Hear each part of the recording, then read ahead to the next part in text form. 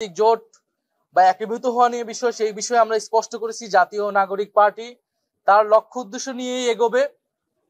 কোন রাজনৈতিক গ্রুপ যদি মনে করে যে এই লক্ষ্য উদ্দেশ্যের সাথে তারা একমত, তারা আমাদের সাথে আসতে পারে। এবং যেহেতু আমরা জামাত ইসলামের নেতৃত্বে যে আন্দোলনটা হচ্ছে যুগপৎ আন্দোলন, সেই আন্দোলনের সাথে জাতীয় নাগরিক পার্টি নাই, অংশগ্রহণ করছে না। কারণ নিম্নকক্ষে আমরা পিআর চাই না, নিম্নকক্ষের পিআরের বিরুদ্ধে আমরা অবস্থান নিয়েছি। আমরা শুধু উচ্চকক্ষে পিআর এবং একটা জবাবদিহিতার জন্য একটি কার্যকর উচ্চকক্ষ চাচ্ছি। ফলে সেটাকে নিশ্চিত করে যাতে জুলাই সনদ বাস্তবায়ন করা হয়। ফলে আমরা এই মুহূর্তেই কোনো জোট ভিত্তিক আমরা চিন্তা ভাবনা করছি না যে আমাদের যে বড় রাজনৈতিক দল রয়েছে তাদের সাথে, বরং জাতীয় নাগরিক পার্টি তার স্বতন্ত্র রাজনৈতিক উদ্দেশ্য নিয়ে আগাবে এবং জনগণকে ঐক্যবদ্ধ করবে। এটাই ছিল আমাদের সার্বিকভাবে আজকে জাতীয় সমন্বয় সভার মেসেজ সারা দেশের আমাদের নেতাকর্মীর প্রতি এবং সারা দেশের মানুষের প্রতি। এক, আমরা জাতীয় নির্বাচন এবং গণপরিষদ নির্বাচনের জন্য সাংগঠনিকভাবে প্রস্তুতি নিতে বলেছি। দ্বিতীয়ত, আমরা আওয়ামী লীগের কার্যক্রম, ফ্যাসিবাদী দোসর এবং দুর্নীতির বিরুদ্ধে সামাজিক প্রতিরোধ গড়ে তুলতে বলেছি।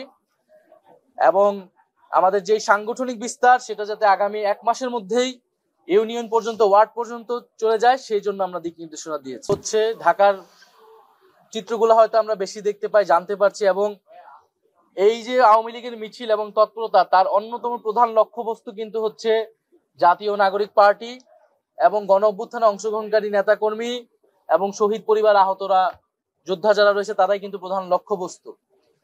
ফলে আমরা মনে করি যে অবশ্যই সরকারের এখানে সক্ষমতার অভাব রয়েছে। পুলিশ বাহিনীর যেই রিফরমেশন প্রয়োজন ছিল সেই রিফরমেশন হচ্ছে না, এবং পুরা সরকার এবং রাষ্ট্রযন্ত্রের ভিতর থেকে আশকারা পাচ্ছে বলেই আওয়ামী লীগ এই তৎপরতা করার, রাজপথে করার সুযোগ পাচ্ছে। আমরা আহ্বান জানাবো, আওয়ামী লীগের বিরুদ্ধে যখন সকল রাজনৈতিক দল, জনগণ এবং সামাজিক শক্তিগুলো ঐক্যবদ্ধ হয়েছিল, সেই ঐক্য আওয়ামী লীগের বিরুদ্ধে, ফ্যাসিবাদের বিরুদ্ধে আমাদের সবসময় প্রয়োজন। যদি কোনো দল সেক্ষেত্রে আপোষও করে, জাতীয় নাগরিক পার্টি সেক্ষেত্রে আপোষ করবে না। ফ্যাসিবাদের বিরুদ্ধে, ফ্যাসিবাদী ব্যবস্থার বিলোপে এবং আওয়ামী লীগকে বাংলাদেশ থেকে বিতাড়ন করা এবং বিচারের আওতায় আনতে যে লড়াই জাতীয় নাগরিক পার্টি শুরু করেছে, সেই লড়াই অব্যাহত থাকবে। আমাদের জীবন যাক, আমরা ক্ষতিগ্রস্ত হই, কিন্তু আমরা এককভাবে হইলেও এই লড়াইটা চালায় যাব। আমরা যখন অন্তর্বর্তী সরকারের সাথে বসেছি, প্রধান উপদেষ্টার সাথে বসেছি, আমরা কিন্তু জাতীয় পার্টির ব্যাপারে আমাদের অবস্থান স্পষ্ট করেছি। বিশেষত সাম্প্রতিক গণ অধিকার পরিষদের সভাপতি নুরুল হক নুরের উপরে জাতীয় পার্টি নিষিদ্ধের কথা বলার যে হামলাটা হলো সেনাবাহিনী এবং পুলিশ, আইন শৃঙ্খলা বাহিনীর দ্বারা, সেটি কিন্তু অনেক উদ্বেগজনক এবং তার বিচারও কিন্তু আমরা এখনো পাই নাই। সেই তদন্তের আসলে কি হলো সেটা আমরা পাই নাই। সেটারও আমরা, সেই তদন্ত যাতে প্রকাশ করা হয় এবং তার বিচার নিশ্চিত করা হয়। এবং অবশ্যই জিএম কাদের সহ জাতীয় পার্টির এরা অবশ্যই ফ্যাসিবাদের দোসর, এদেরকে বিচারের আওতায় আনা উচিত, গ্রেফতারের আওতায় আনা উচিত। আপনারা জানেন আমি ট্রাইব্যুনালেও সাক্ষ্য দিচ্ছি। ট্রাইব্যুনালে কিন্তু এখন ব্যক্তি হিসেবে শেখ হাসিনা সহ কয়েকজনের বিরুদ্ধে ব্যবস্থা নেওয়া হচ্ছে বা মামলা চলমান। আমরা মনে করি এটা দল হিসেবে আওয়ামী লীগের বিরুদ্ধে তদন্ত শুরু করে বিচার কার্যক্রম শুরু করা উচিত। কারণ ট্রাইব্যুনালের কাছেও কিন্তু যথেষ্ট পরিমাণ তথ্যপত্র এখন এসেছে। ফলে আমরা সামগ্রিকভাবে মনে করি ফ্যাসিবাদীর দোসর এবং ফ্যাসিবাদী ব্যবস্থা বিলোপের জন্য যে নতুন সংবিধান, সেই নতুন সংবিধান প্রতিষ্ঠার মাধ্যমে এবং গণপরিষদ নির্বাচনের মাধ্যমে আমরা এই সকল সমস্যা থেকে উত্তরণ করতে পারব। আপনি গণভোটে পিআরের পক্ষে মতামত গ্রহণ করুন। আমরা জামাত ইসলামের পক্ষ থেকে কথা দিচ্ছি, অধিকাংশ জনগণ যদি পিআরের পক্ষে ভোট দেয় আপনাদেরকেও মানতে হবে। আর যদি অধিকাংশ জনগণ পিআর পদ্ধতিকে না বলে, আমরা জামাত ইসলামী তা মেনে নেব। That is beauty of democracy. এটা হচ্ছে গণতন্ত্রের সৌন্দর্য। সরকারের বিভিন্ন আন্তর্জাতিক সংস্থার, বেসামরিক সংস্থা জনগণের উপরে জরিপ করলো, সার্ভে করলো। আপনারা সে সার্ভে দেখেছেন, 70% লোক পিআরের পক্ষে আছে।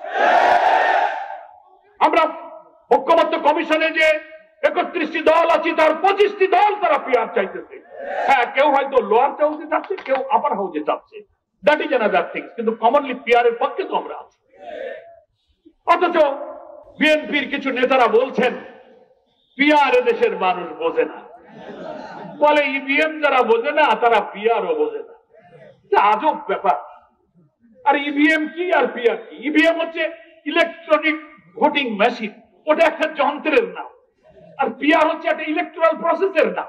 আপনি মেশিনের সাথে একটা নির্বাচন পদ্ধতি তুলনা করেন কেন? বাঙালির হাইকোর্ট, বহু বাঙালির আগে হাইকোর্ট দেখানো হয়েছে, এটা দেখাবেন না। আর এক নেতা কইছে যে পিআর কি খায় না গায়ে মাথা।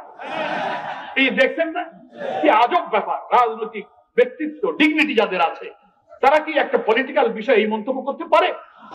আমরা বলেছি এদেশের অধিকাংশ জনগণ পিআর চায়, চাই কিনা আপনি গণভোটে পিআর এর পক্ষে মতামত গ্রহণ করুন। আমরা জামায়াত ইসলামীর পক্ষ থেকে কথা দিচ্ছি, অধিকাংশ জনগণ যদি পিআর এর পক্ষে ভোট দেয় আপনাদেরকেও মানতে হবে।